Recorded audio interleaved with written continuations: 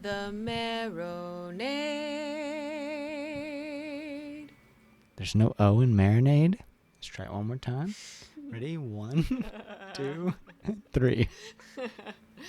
The Marinade. Marinade.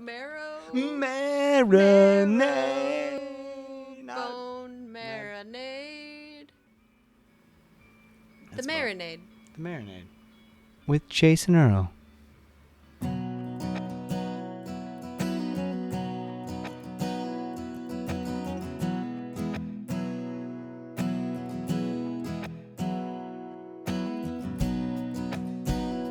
I was working at the supermart when I fell for Julie, knocked her up like everybody said I would. Welcome to The Marinade, a free-flowing conversation about the creative process with creative people. Each episode, we welcome musicians, actors, comedians, authors, visual artists, filmmakers, anyone who creates art to talk about how and why we make stuff. This is episode 157, and our guest is Jaimee Harris. Jaimee is a singer and songwriter from Waco, Texas, who is one of my new favorite artists. Her debut full-length record, Red Rescue, was released in 2018 to well-deserved high praise. For whatever reason, that album snuck by my ears, but her follow-up, Boomerang Town, which came out last year, got its hooks in me on the very first listen. As fate would have it, Jaimee was on tour with the legendary Mary Gauthier at that very moment, and the tour was stopping just down the road. And thankfully, Jaimee agreed to sit down with us at Parson's Derry Down in Winter Haven, Florida earlier this month for a delightful conversation about writing, teaching, her incredible new record, Boomerang Town, and of course, pinball. Everyone, it is my honor to bring you my far-reaching conversation with Jaimee Harris.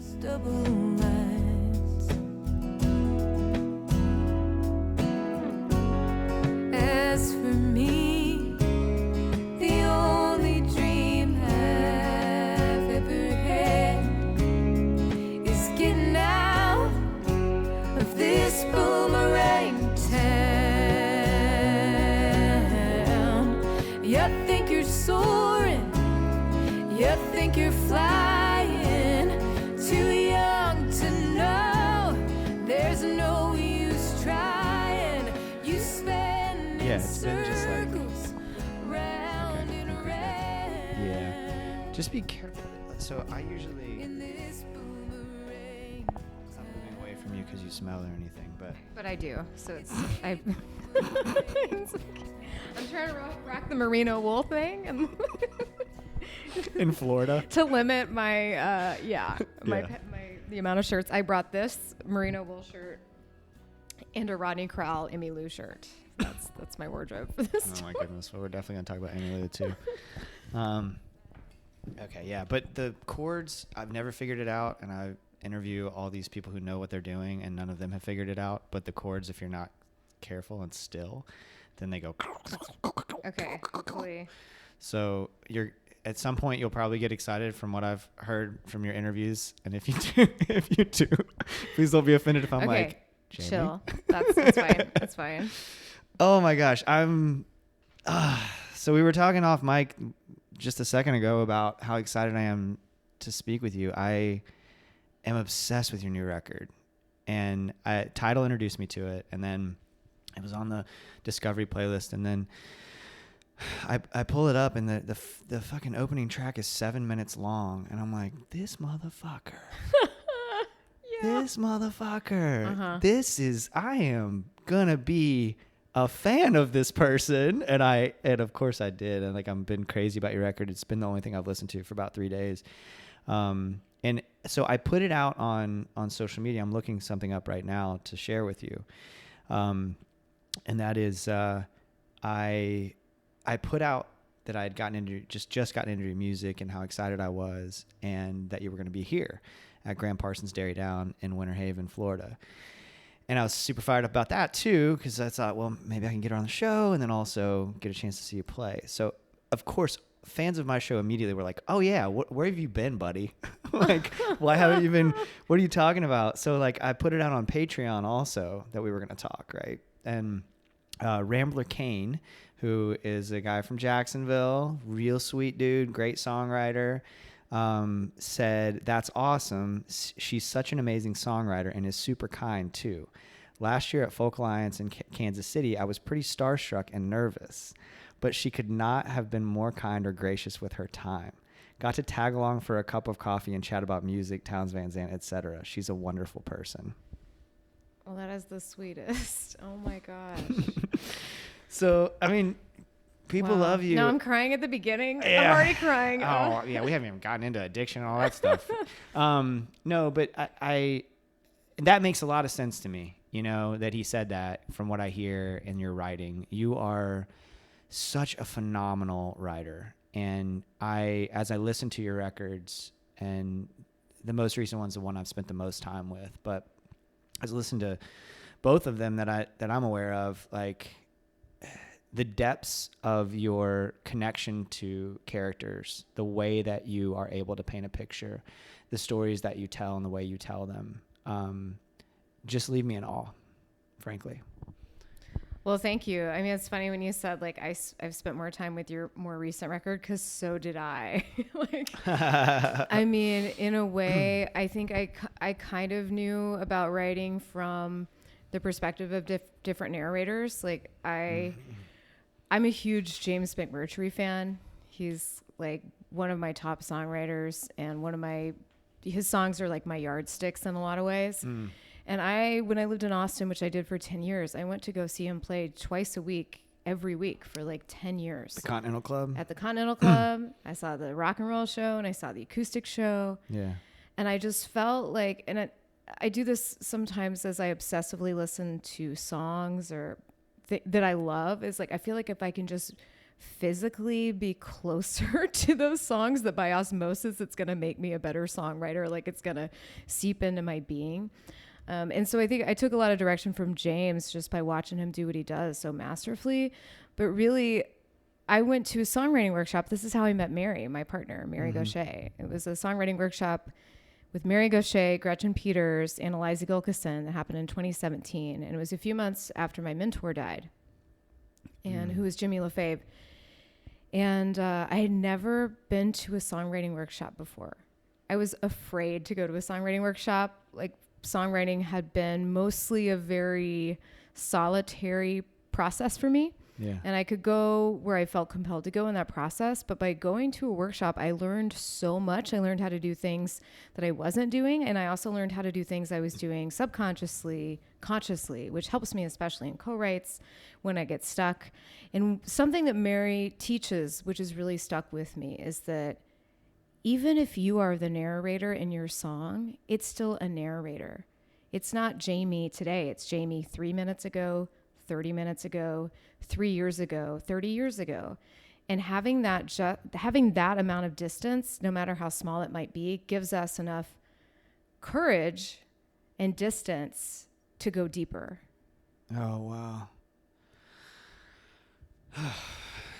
wow. So much there. One, confessional to people listening, I just got to meet Mary, and I was very awkward. I was really excited to meet her, and I was just like, "Hi, yeah, hey, what's up?"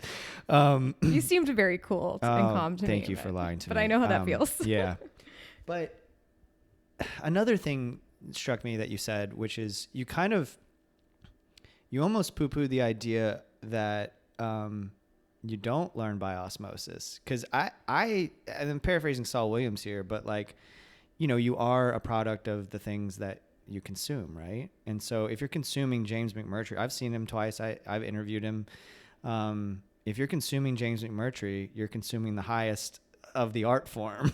Oh, right? God. Right? And so I think that like that has to come through in the writing that you end up doing, right? I think so. I hope so. I hope that I'm able to integrate my hero's work. And then, I mean, for me, like I started playing music when I was a kid. I didn't start writing until after I got to see Patty Griffin, Julie Miller, Emmylou Harris, Sean Colvin, James McMurtry, Buddy Miller, like all in one weekend, which was the first Austin City Limits Music Festival. I think I also got to see Robert Earle Keen, Kelly Willis. Like it just blew my mind. And I went from playing cover songs thinking like I could never write to like, that's what I want to do. Yeah. And part of like what really inspired me was that, and I'm starting to learn, like I got diagnosed with ADHD in the pandemic, like a lot of millennials that got onto TikTok finally in the pandemic. And I'm about to have my second autism assessment. So things are starting to make sense. So I've always been kind of obsessive. And if I am in love with something, I want everyone to know about how much I love it. And so I wouldn't stop talking about Julie Miller. And my grandmother, we were driving around Waco, which is where I'm from. And she said, you know, I went to Bible study with her mother for a long time. And I said, no. And something in my brain clicked like, oh my gosh, if like Julie Miller has spent any amount of time in Waco and Emmylou Harris is singing her songs, like maybe I can be a songwriter. Oh, There's something about that knowledge that like gave me permission, and also just watching Patty Griffin do her thing that inspired me to do this, to be a songwriter. Wow. Well, there's something else you said that I thought was interesting, which is, because I think I can relate to this feeling, which is that you were kind of anxious or nervous about the writing workshop. Mm-hmm. And I personally am at a crossroads in my creative life where I'm like, dude, it's time for you to go to workshops. It's time for you to get your writing out there. It's time for you to get feedback. And I'm just like, nope, I don't think I want to do that, because then people might tell me it's not good. And right now I'm just in an echo chamber where fans of my work read it and they say it's good. And I read it and I say that it's good. But I'm not sitting with peers or people who are better than me and trying to bounce those ideas and to grow in that way, right? I want to get better, but I don't want to necessarily face the deficiencies, right? Mm-hmm. And so how did you kind of get through that barrier? Well, asking that question, I realized that I didn't answer the other question that you asked me previously. I was like, where was I going with this whole Julie Miller thing? And this, So, I mean, I think what I did is I went from playing cover songs to like being a songwriter. And I wrote songs for a very long time, and I played them out live for a very long time, but it wasn't until I got sober, and maybe about 4 or 5 months into recovery, I wrote a song called Snow White Knuckles that I feel like that's when I landed on my writer's voice. Mm-hmm. Like, this is Jaimee Harris. Like, this is this. By far, it was the strongest song I'd ever written. Mm-hmm. And so to me, like, everything else had to measure up to that song. And so, I mean, one of the things that, like, discouraged me from going to workshops was a lot of time I saw, and no offense to people that do this, because teaching is really, really difficult. It is a very hard thing to do. Mm-hmm. But sometimes I'd see people that taught, and a lot of them were men, which I'm like, that's cool. Or sometimes there were people that maybe were more hit songwriters, which isn't really what I'm up to. And that's probably never going to be what I'm up to. If I have a hit, it's going to be by a total like miracle / accident. What I'm up to is this, you know, kind of underground troubadour singer-songwriter thing, and that's what I love. That's where I'm comfortable. Yeah. So when I saw that there were 3 women who were out there, troubadours, not just like making records, but also working in the genre that I was in, that I like really respected their writing, I knew that if Mary Gauthier or Gretchen Peters or Eliza Gilkison gave me direction, that I could take it from them, because I had so much deep respect for their work and also for their careers. And they had careers that I want. Yeah. They were playing the kind of gigs I wanted to play. Their songs have been recorded and respected by people I respect. It just seemed like that was an opening for me.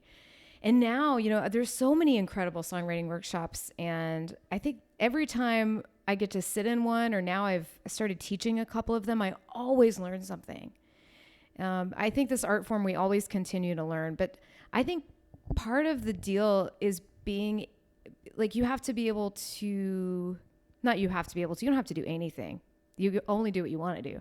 But I think that it's helpful to know that you really deeply respect the person that you're getting instruction from.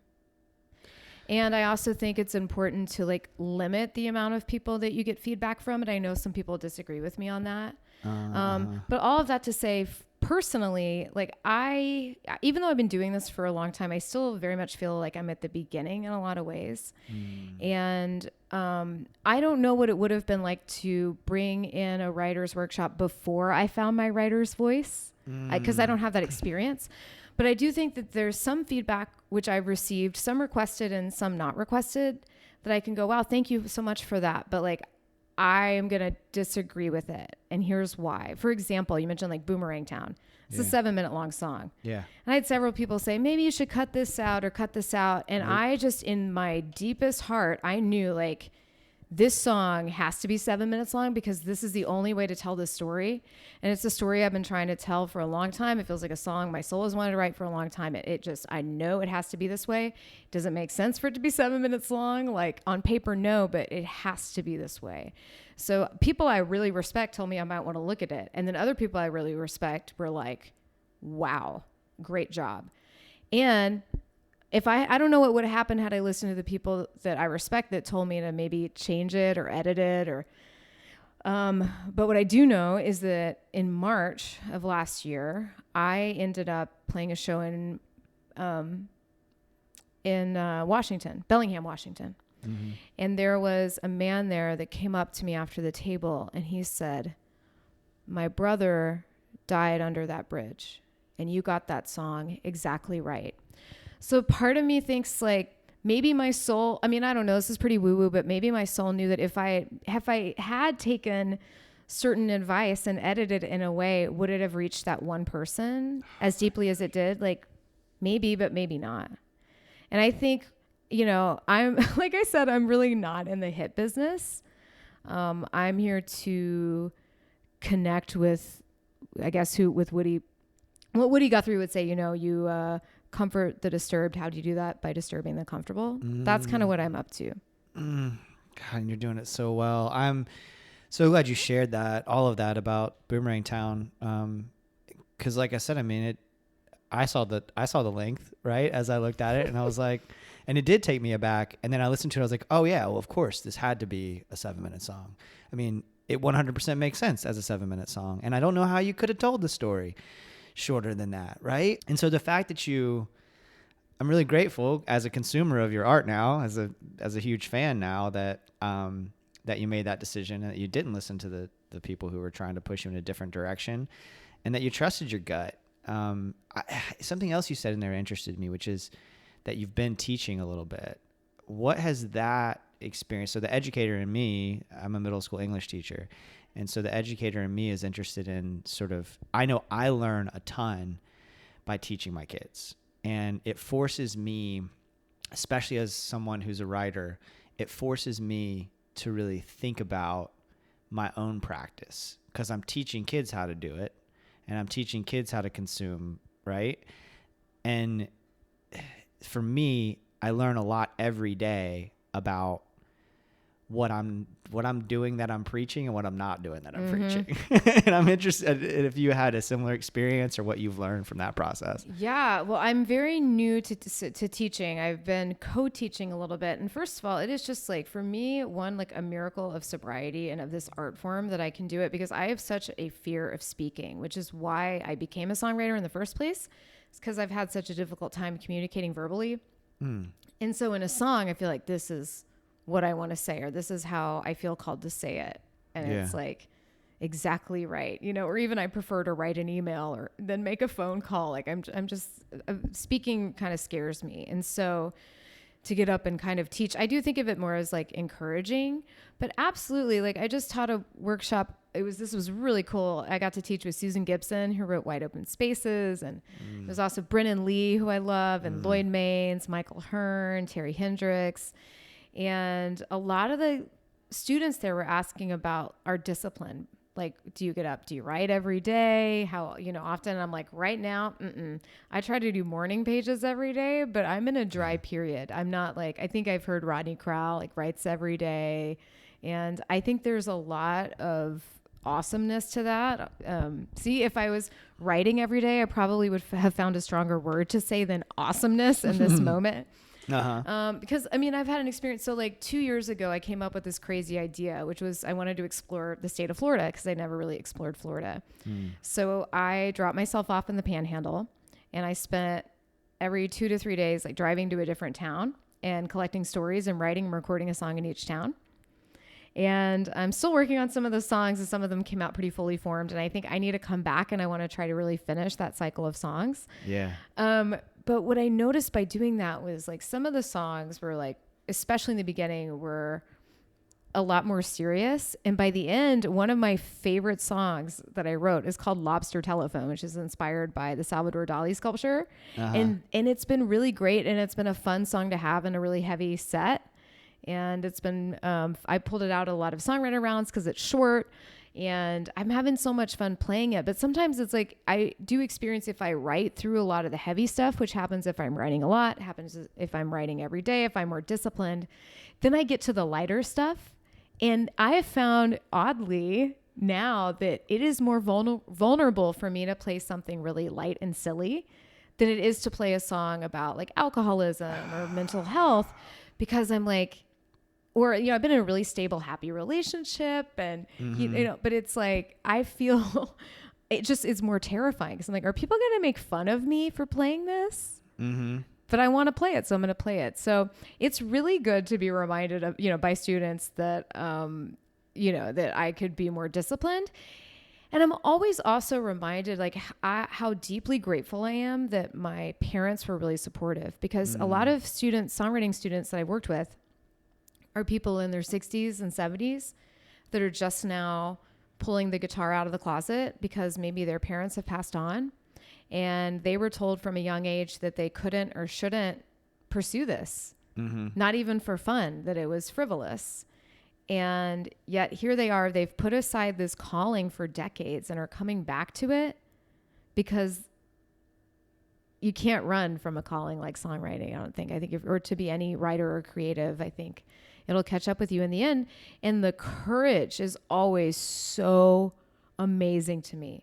The courage that it takes at 60 years old going, hey, I'm at the beginning, or 70 or 80, you know, I'm at the beginning of this process and I'm open to learn.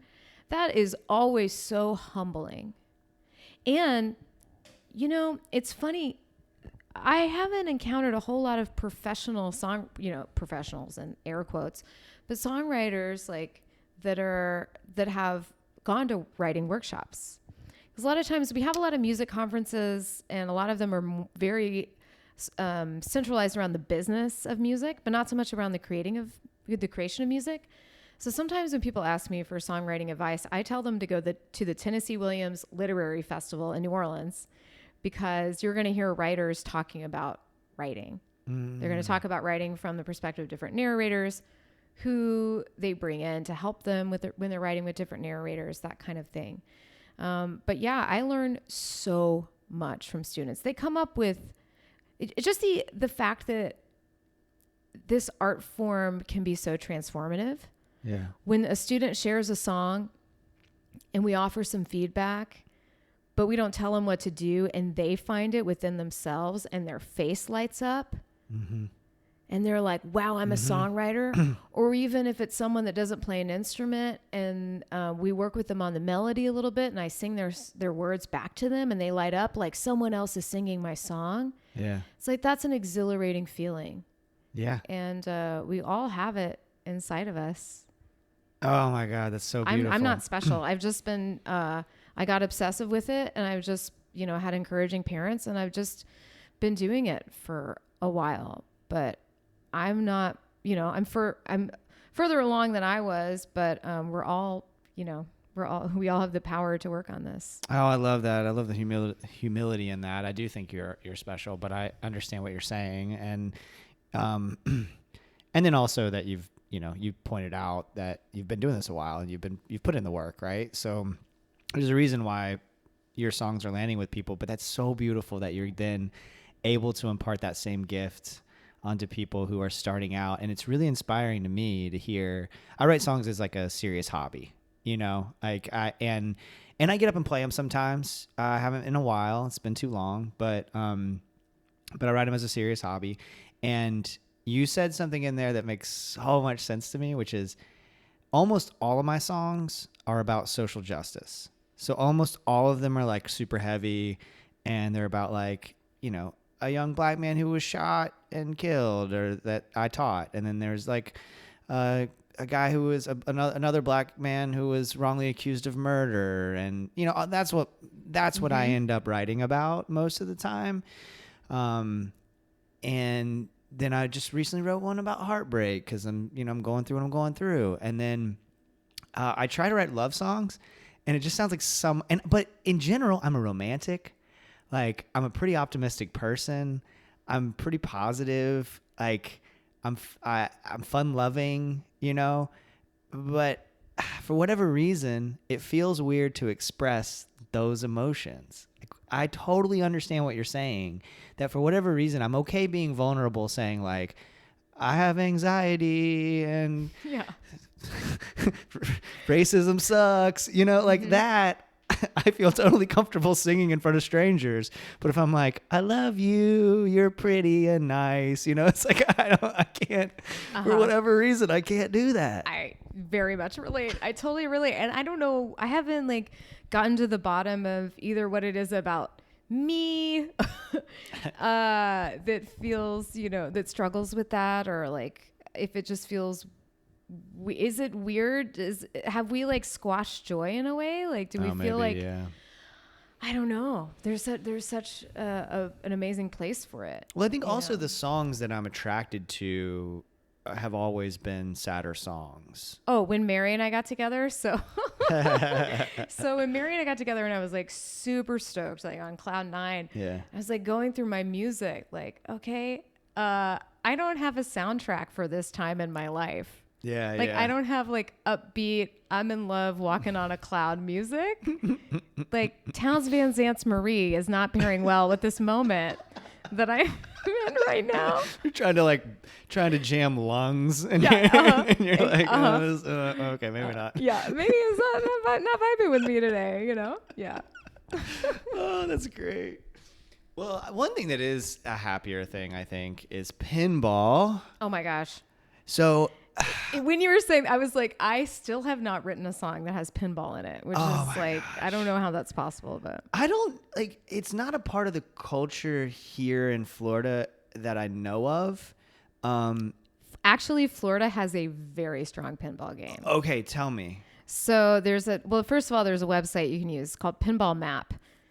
And you just click on it, and it'll tell you where the nearest pinball machine is. And I will say, at least in a lot of the cities that I've been in Florida, I am within walking distance from a pinball machine. Get out of here. So that's another reason why I love touring in Florida, because there's so much pinball. Orlando has an incredible, I got to look it up, but there's one of my favorite pinball places ever is in Orlando. And I remember, super curious what that is. Oh yeah, I gotta find it. And it's cool because they've got a bunch of the Universal ones, the Creature from the Black Lagoon in 3D, which I love. And I remember I was there one night, and a cool thing will happen. Sometimes if somebody's absolutely killing it, I'll just kind of stand by them, and after a while, if they notice, they go, okay, you want me to teach you some stuff? And I'll go, yeah. And I had that happen. I wish I could remember the name of the arcade right now. It's not coming to me. But I had that there, and a guy taught me a lot of things. One thing he taught me, which has made me feel a lot better, is that on the new machines, there are 3 modes that the bar can set it to. So one is just regular play, you know, as far, not tournament play, but just regular play, whatever happens, happens. And then the second is kind of a bummer, which is if somebody is killing it, and it's a pay for play type of deal. So if it's not a place where you pay $12 and walk in, you get to play as much as you want. If it's you got to put $1 in every time you play a game. If somebody like this guy that was killing it in front of me, once they lose their last ball, the next game, you'll start noticing it'll start shooting the pinball kind of to the outer lane because it wants to discourage that person from hogging the machine. But if you're kind of after that, then it might start shooting the ball into the outer lane. I was like, learned that in Orlando. Oh, interesting. Yeah, I mean, pinball is such a part of country music lore, right? I think about Waylon Jennings and those guys and Johnny Cash playing pinball. And when I was in Nashville, I talked a little bit about this on the last episode, but I spent a couple days in Nashville and just kind of bopping around. I had this magical time. And I stumbled into a bar called No Quarter in East Nashville. Yes, that's my jam. I love that place. Free pub for No Quarter. They were awesome. The owner was there, and I forget his name right now, but he was awesome. And he was just so sweet to me. I ended up coming back like the next day because I just had so much fun. They had all these pinball machines, and like I hadn't played in 15 or 20 years probably. I don't know, like a long time, right? And then I was like, oh, this is going to be a part of my life now. Like this is a new thing. And I wondered what you think is because I haven't yet processed the attraction to it, right? I just know that when I was playing, I was having fun, and I was zoned out. I wasn't in my existential feelings. I was just enjoying and maybe that's the whole thing. I don't know, but I'm curious what it is that appeals to you about it to the point where you know that there's a pinballmap.com. I also would like to shout out Earle No Quarter because I have a lot of pinball merch, none of which I brought with me tonight, unfortunately, but I have a lot of pinball merch, and I have a pinball poster that my friend Brad Bond designed for me, and it's hanging up in No Quarter, like next to the Sturgill Simpson John Prine pinball poster. Oh, dope. So that makes me feel really happy. And I love that place. I think for me, like, you know, I haven't fully put my finger on it either. It's kind of meditative. Yeah. I love it so much, but no matter how much I play it, I'm never excellent. I'm pretty good. I got some high scores. I can get, a couple objective high scores wherever I go, but I'm not like the best at it. I can never monetize it, I don't think, which is appealing to me. Yeah. And pinball machines for me are like guitars. Like, you could get a pinball machine made the same day. But it depends on like, what is the ground like? How close is it to the machine next to it? Has it been has someone taken good care of it? Is there a little glare because of a neon light in a particular place, or because the glass hasn't been cleaned? Does it stick, or does it not give you replays? Like every machine is a little bit different based on where it's located. So you got to adapt to the machine itself. That's so interesting. Cause I asked the owner like which machine to play, and it was kind of one of those things. It's sort of like asking a server, like what's the best thing on the menu kind of thing. Right. Or they're sort of like, well, I guess I'll answer this question, but he was really nice about it. But I could probably hear in the back of his head him being like, I got to answer this question again. And I don't know, man, whichever one. He was really nice about it. But after I asked the question, I was like, I bet it's like that, because I didn't think about it the way that you just described the whole thing. Like the analogy to guitars makes a ton of sense. Because he said something to me that then kind of changed the game. It's a very simple comment. He just said, he pointed to it was a Johnny Mnemonic pinball machine. And he's like, that one just got serviced. And I was just sitting there like, oh, shit. Yeah, I guess you got to service these things, huh? And there's probably a whole industry of people who service these machines. And if it isn't serviced, it probably doesn't function properly like a guitar.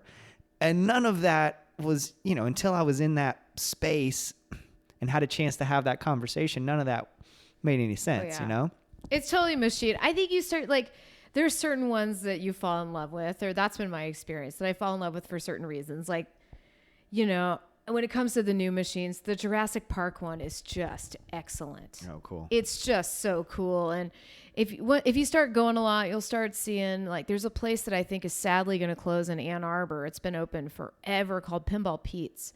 And one of the reasons that place is so cool is because almost every machine in there is like a special edition or a premium edition, which means it has certain features that the standard just don't. Like a common feature on a premium machine would be, and one of the way you get a skill shot on the Jurassic Park is that you shoot the pinball up into the T-Rex. Well, on the premium machine, the T-Rex moves. So he actually swallows the ball, moves his head, and the helicopter flies, like things like that are cool. So sometimes if I'm at a place, I'll look for that first. Like, is there a machine I haven't played, or two, is there one that I really love, but maybe is a special edition. Another one I love, like multi-ball is my favorite thing. So if something has a cool multi-ball, I love that. Like the Godzilla is really cool because you got to get 3 balls on top of the building, and that's how you get multi-ball.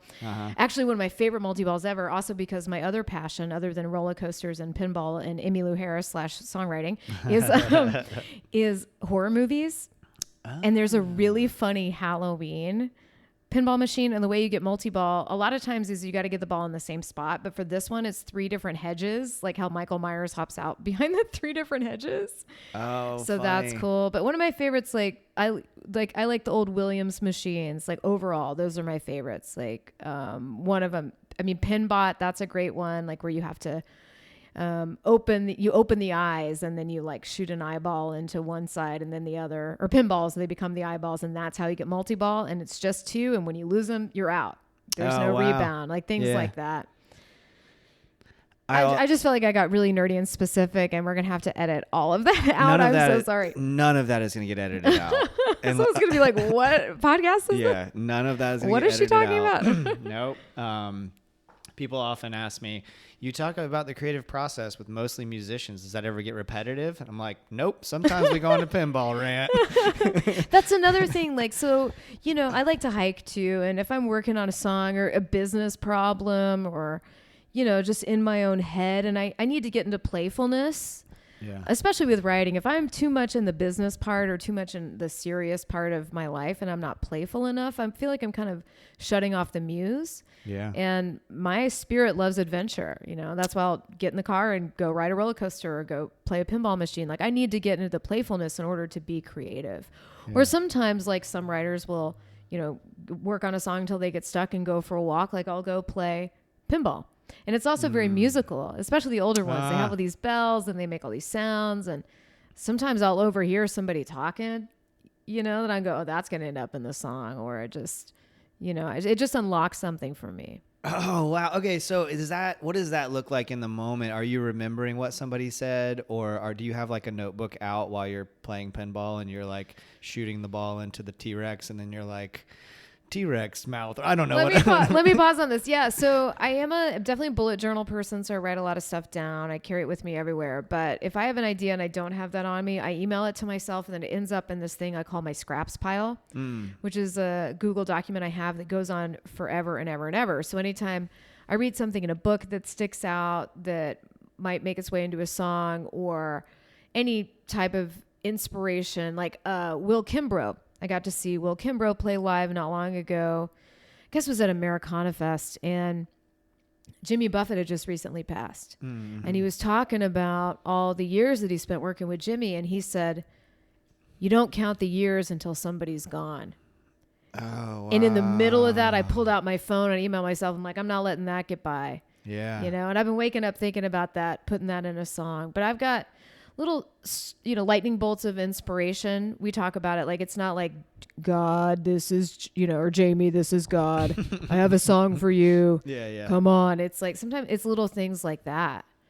Like, that's kind of an interesting way to say that. I heard somebody else said, grief is the great scrambler, God damn it. Yeah. And I was like, excuse me, I have to write this down, So I've got a lot of that in the pile, and I'm able to go to it when I get stuck or if I'm looking just to start something. Yeah, I don't let that get past me because, I feel like when I was in my 20s and I was, living a little more chaotically, and I was also just around a lot more live music and a lot more people I don't know, I just had a lot more flowing through me. And now I realize like I have to show up to the muse. I have to show up and say, hey, I'm here to work and I'm going to listen. Because if I don't listen to what the universe is trying to give me, like the joke used to be it's going to go over to Bob Dylan's house, which might still be true.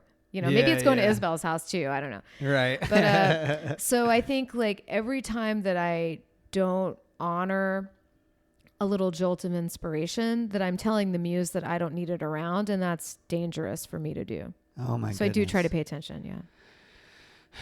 Grief is the great scrambler has me shook. I mean, I'm just like in the thick of it.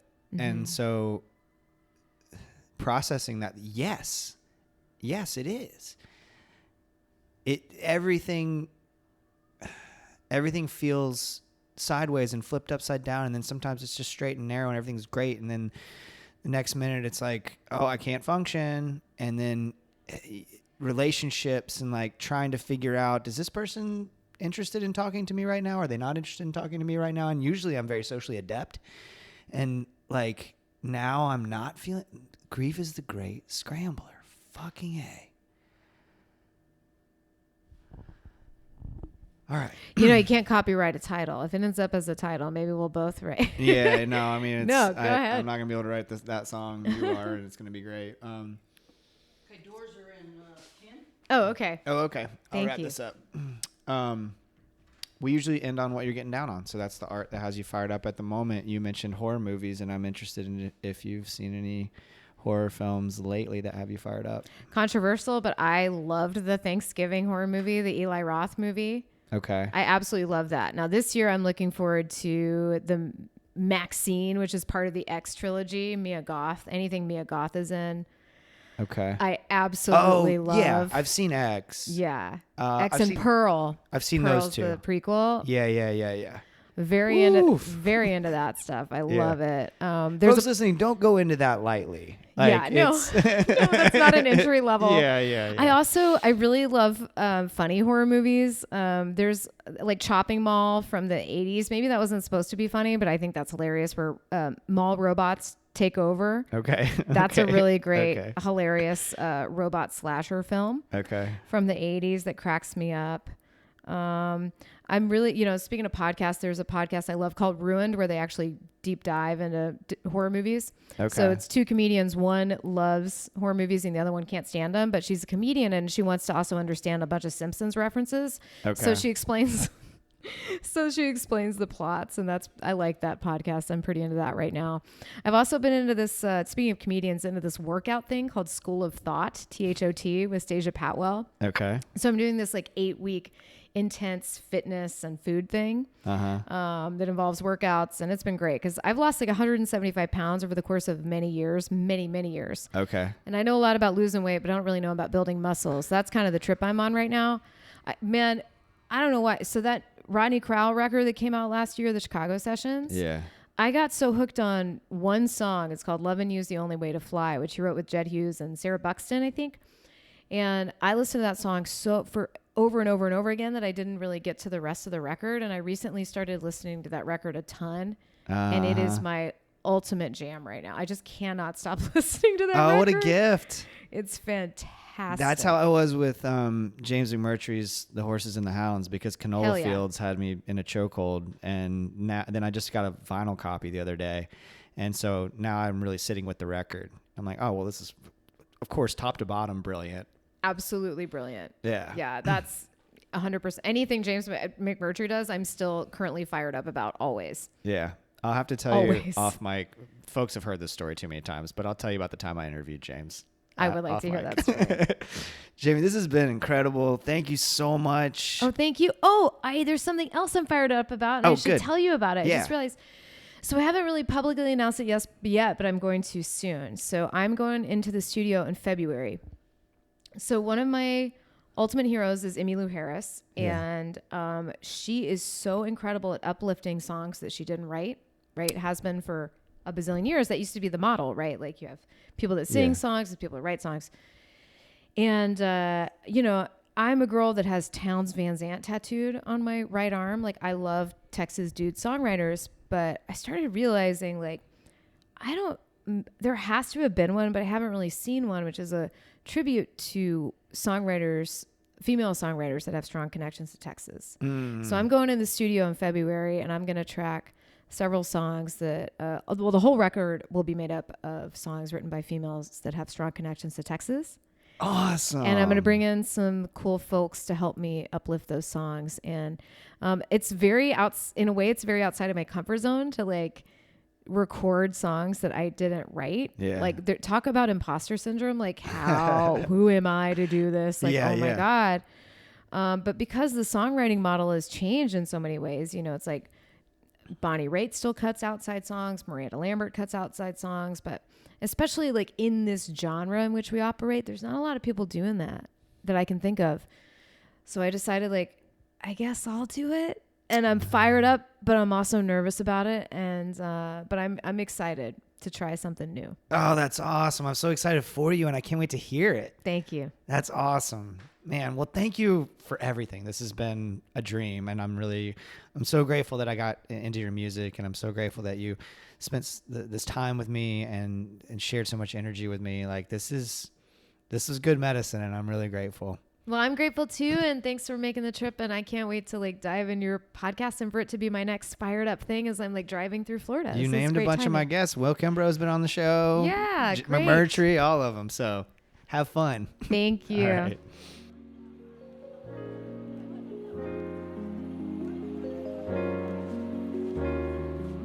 Jaimee Harris, y'all. Thank you so much, Jaimee. Thank all of you for listening. JaimeeHarris.com for all things Jaimee Harris. Y'all know I've been on a vinyl kick of late, forever. The physical copy of Jaimee's Boomerang Town is so cool. You can hear the song that you're hearing in this episode, which is the title track on that wonderful record. Go get a copy from her store or catch her out on the road with the legendary Mary Gauthier. If you meet Mary, be way cooler than I was, or don't. She's very cool either way. I wanted to kind of add a little addendum to our conversation about pinball. I've been playing pretty constantly since this chat, and I've specifically been playing Godzilla. She mentioned the Godzilla machine, and I am obsessed with it. I'm in there at my local bar at least 3 sessions a week playing pinball. I'll just go to the store and then on my way back home stop and put some quarters in the machine and play. It's been a lot of fun, and it's just a cool new hobby, and I'm really grateful that I got to talk to her about it and kind of pick it apart a little bit and analyze why it's so special. MarinadePodcast.com for all things The Marinade. Follow us on YouTube, Instagram, TikTok, Reddit, Spoutable, Twitter, Blue Sky, Mastodon even. We're on all the things other than Facebook. Subscribe and give us a 5-star rating on your podcast app. Tell a friend about the show. These are all free ways to support The Marinade. If you could go do that right now while you're listening, it would make a big difference for us and cost so little of your time and effort. If you really like what we're doing and can swing it, please consider joining our Patreon community. For just $2 a month, y'all, you can gain access to Patreon exclusive content like our show, Jason's Journey, where I talk about the moments that shape my creative life and provide a window into the process of making the Marinade. I want to give a huge shout out to Jody Rosen for checking out the Patreon. Jody is an author of the book that I'm reading right now, Two Wheels Good, The History and Mystery of the Bicycle. He also writes for the New York Times Magazine, among other publications. Incredible writer. Go follow him on Twitter and look forward to our conversation because thankfully Jody has agreed to be a guest on the Marinade. So I'm really excited about that. You can be like Jody and try a free trial of the Patreon to see if you like it. No pressure. Try it for 7 days. Set a reminder on your phone in case you want to cancel. Keep going if you dig it. Y'all, one of the best days of the month is recording What We're Getting Down On with my dear friend Peter Haroldson. We got to do one live a couple weeks ago. That's up now on the Patreon. It was so much fun. It's just like a chance for us to connect. That's what the Patreon really is. If you want to support the show financially and you don't want to commit to a monthly subscription, totally get that too. You can Venmo or PayPal us. It's just at the Marinade. All the money goes right back into the making of the show. These festivals we get to cover, opportunities to go out of town and cover shows, it happens because of our Patreon community. But above all, we're just thankful that you listen and spread the word about the Marinade. Until next time, go out and create something. Cheers, y'all.